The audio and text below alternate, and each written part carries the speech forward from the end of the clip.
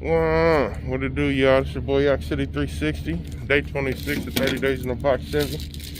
Got the fuel pump that I had with the gasket. I'm gonna go ahead and replace the one on. I'm gonna get up underneath here and look at it. I believe you need a 7/16, like a 9/32 or a flathead, maybe like a 9/16. Don't quote me. I'm gonna get under here and get my tools, figure it out, see what y'all need. It's how to change fuel pump, mechanical fuel pump. This is an 87 Chevy small block.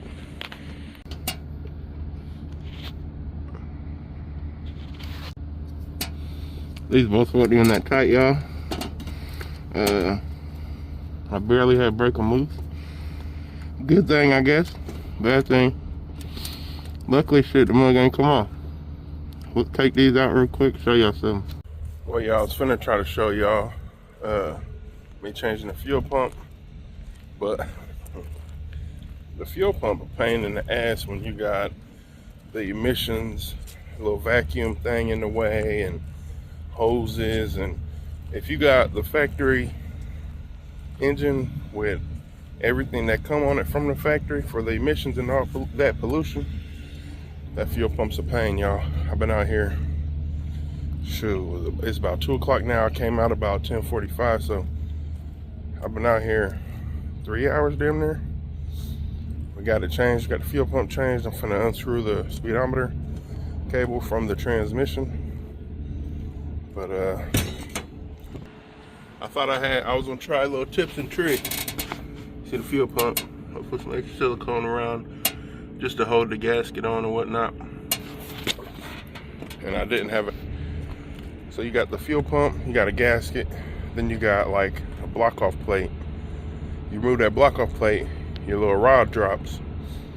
But my rod had stuff around it to where it really didn't want to drop, to where I took off the fuel pump, the gasket, and that plate, and that rod came out, cleaned it up, put it back in there, kept dropping on me still after I get that plate back on, tight squeeze. So what I did was, they say you use some grease, so I used some all-purpose grease. Hopefully it does cool. I put a little bit on the tip and pushed it up in there and it stuck. I also put a little glob on the backing plate. Hopefully it breaks down with the heat of the engine and everything continues to run smooth if that goes up in the engine, because I know that rod is moved by the camshaft, I believe, to keep priming like the fuel pump, to keep pumping fuel up. But see what we got.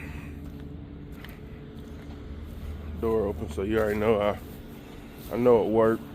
I'm just hoping it don't leak under there. I'm gonna remove the speedometer cable from the transmission to where I don't got that cable continuously moving and possibly bind up the cable or bind up something in the cluster.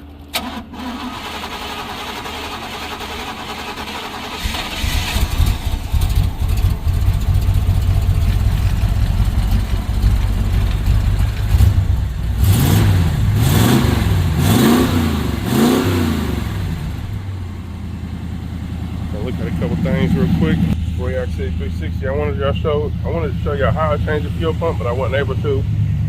So it's all good, y'all. I also adjusted my timing too some, y'all.